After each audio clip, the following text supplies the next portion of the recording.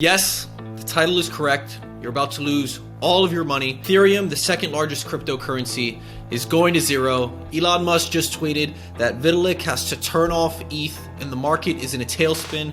Get out while you still can, okay? Get out. It's gonna explode. It's gonna right now. It's exploding. You hear that sound? That's the explosion. Okay, well, Ethereum may not actually be going to zero and it will likely continue to pump over the next few months.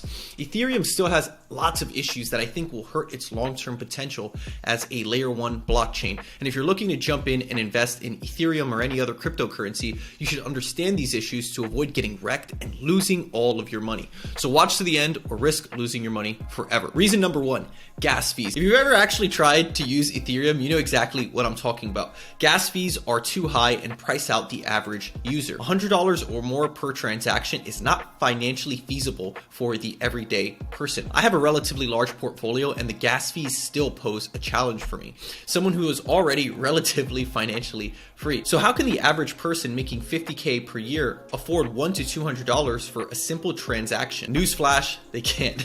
And all the hopium in the world about Ethereum being the future will never change that. In its current state, nobody would accept Ethereum as the standard for processing transactions.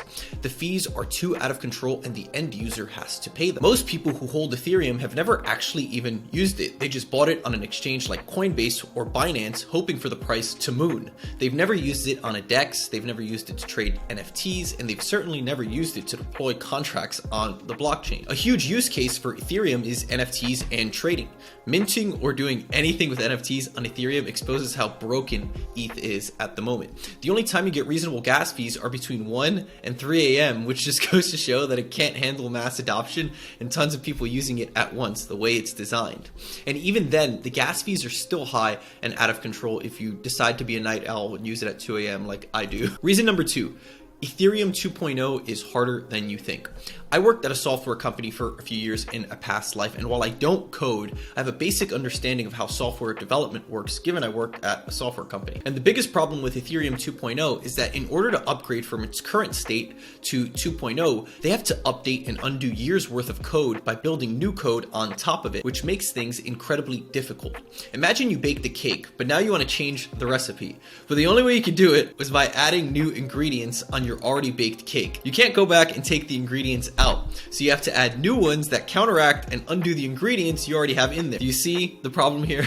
This complicates the process and can produce unintended consequences in the code. Software development is really fucking hard, and trying to change what's already built is not only difficult, it creates unintended consequences down the line. They have to undo the current programming and replace it with new programming without messing anything up. It's like when there's an update to your favorite video game.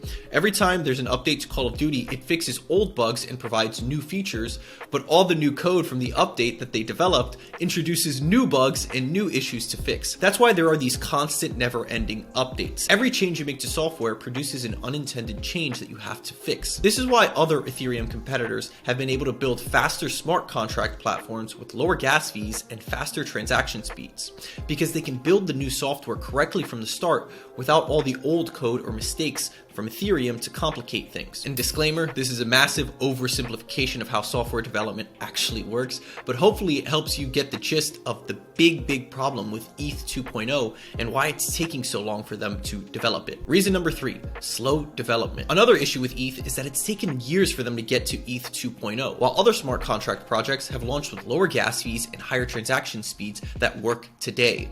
Vitalik himself has said ETH in its current state literally cannot handle mass adoption, which is what it's supposed to be used for. In an interview, he admitted that it is not yet the layer 1 system that is ready for direct mass adoption. The co-founder reaffirmed the need for layer 2 scaling solutions and reduced transaction fees. Now, all this being said, is Ethereum a good investment? Probably.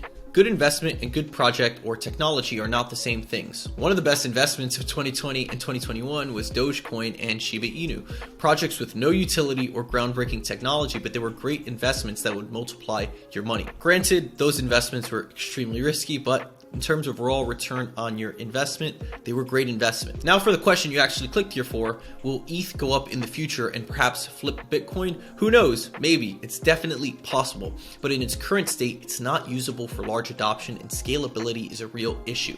I'm cautiously optimistic about Ethereum 2.0 and I think ETH does have a long-term future, but I'm also closely watching and invested in other smart contract platforms that I think can get the job done.